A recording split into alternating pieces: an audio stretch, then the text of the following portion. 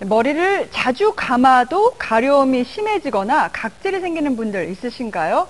그냥 가려워서 비듬인가 보다 이렇게 대수롭지 않게 넘겼다가 알고 보니 두피 질환일 수 있다고 하는데요. 제때 치료하지 않으면 탈모로 이어질 수도 있다고 합니다.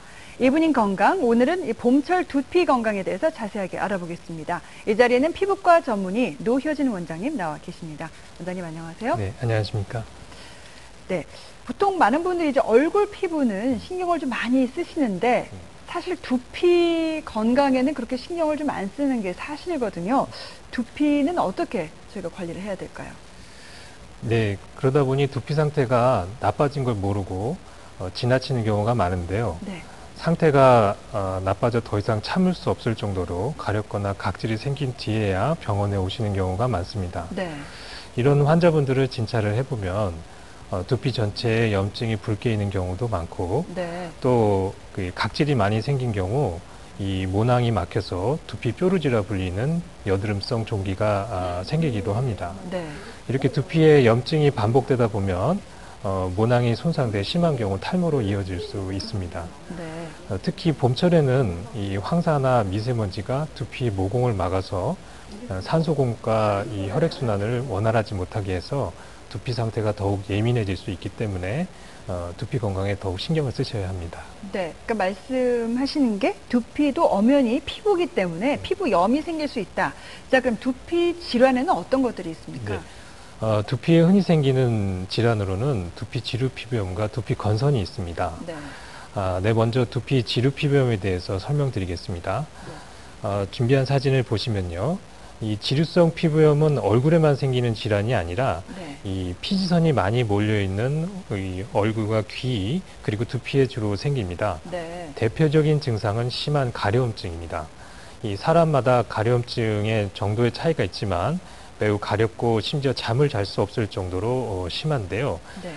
가려움증은 이 뒷머리와 이마 헤어라인 쪽이 심하고요. 네. 부위에 따라서 각질이 생기기도 하는데 많이 긁은 부위는 염증과 진물이 나기도 합니다. 네. 또 앞서 말씀드렸듯이 심해지면 붉은 여드름성 종기가 생기기도 합니다. 이 두피 지루성 피부염 때문에 심하게 긁게 되면 염증 부위로 2차 세균 감염이나 모낭염이 반복해서 생기게 되고 탈모로 이어질 수 있기 때문에 네. 두피 가려움증을 가볍게 넘기지는 말으셔야 되겠습니다. 네. 두 번째로 다음으로는 또 두피 건선인데요. 네. 쉽게 설명드리면 두피에 마른 버짐이 생기는 거라고 이해하시면 됩니다. 네. 두피 건선은 그 두피 지루성 피부염과 증상이 비슷해서 자가 진단이 어려우실 수 있습니다. 이 두피 건선은 이게 두꺼운 각질이 특징입니다. 주로 정수리와 귀 뒤쪽을 따라서 생기고요. 네. 이마 헤어라인이나 목 뒤로 퍼지기도 합니다. 이 각질이 두피 지루 피부염보다 상대적으로 굉장히 두껍게 생기지만 네. 반면에 가려움증은 좀 덜한 특징을 가지고 있습니다. 네. 또 가렵고 각질이 두껍게 생긴다면 두피 건선을 한 번쯤 의심해 보셔야 합니다. 네. 자, 지금 두 가지를 설명해 주셨는데요. 이제 많은 분들이 혼란스러워 하시는 게 이제 웬만큼 각질해 보이면 혹시 비듬이 아닐까 이렇게 생각을 하시게 될 것 같습니다. 네. 자, 그렇다면 설명해 주신 두피 건선과 비듬은 어떤 차이가 있는 건지 궁금하네요. 예, 네, 좀 다른데요. 예, 준비한 사진을 보면서 설명드리겠습니다. 네. 앞서 말씀드렸듯이 두피 건선은 각질이 두껍고 예. 정수리와 하늘 좀 바로 갈까요? 예. 정수리와 이마 헤어라인이나 목 뒤에 생기는 이 각질이 이게 덩어리진 느낌이 좀 듭니다. 반면에 비듬은 이렇게 두피 전체에 하얀 비늘 같은 모양을 하고 있고요. 네. 이 비듬은 두피가 전체적으로 가렵고 머리를 이렇게 손으로 쓸어 내렸을 때 각질이 이게 비늘처럼 만져지게 되겠습니다. 네. 건선과 비듬을 혼동하기 쉽기 때문에 하얀 각질이 보이면 단순히 비듬이라고 생각하시고 샴푸만 바꾸시고 치료시키를 놓치는 경우도 종종 보게 됩니다. 네.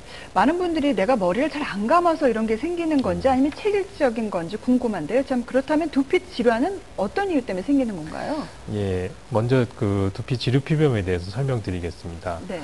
두피 지루피부염의 원인은 그 대표적인 원인은 말라티지아라는 곰팡이균입니다. 네, 이름도 좀 어렵네요. 네. 곰팡이가 피지를 분해해서 염증 물질을 만들게 되는데요. 예. 그 염증 물질이 이 가렵거나 붉은 염증 반응을 일으키면서 각질을 많이 만들게 되는 겁니다. 네.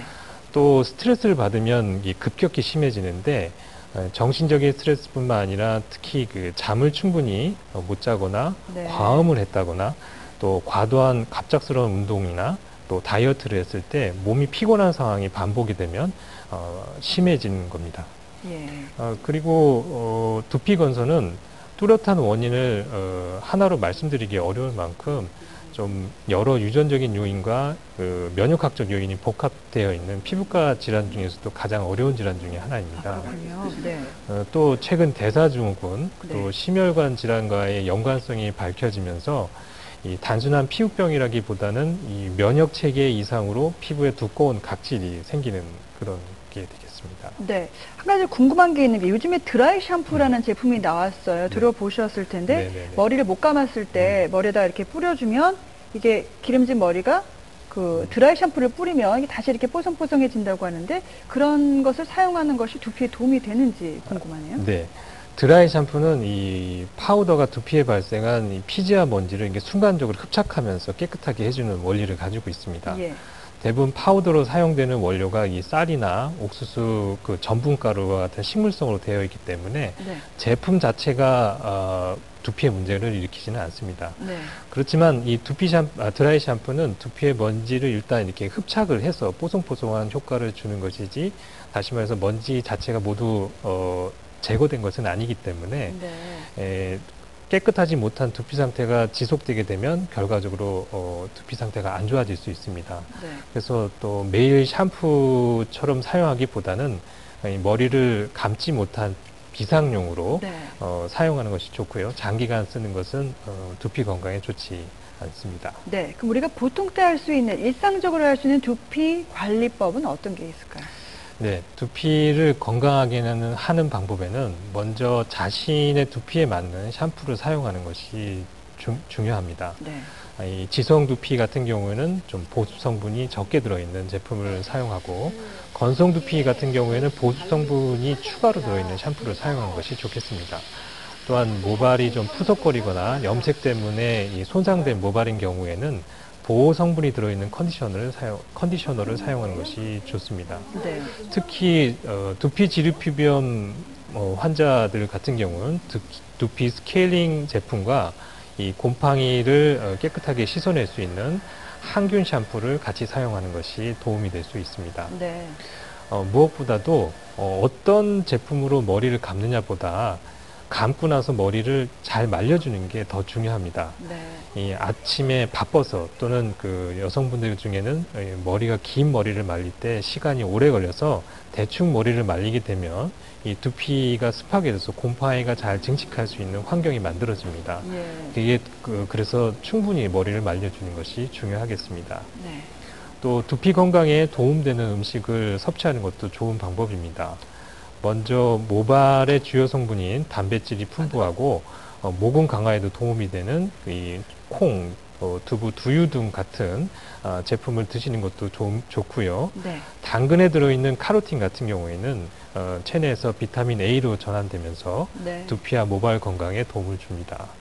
또 미역과 다시마 같은 해조류들은 모발의 영양 성분인 그 요오드, 철, 칼슘 등이 많이 포함되어 있어서 네. 모발의 성장을 돕고 탈모 예방에도 좋은 효과를 보일 수 있습니다. 네. 오늘 배운 것을 잘 실천하는 게 중요하겠네요. 네, 네, 맞습니다. 오늘 말씀 감사합니다. 네.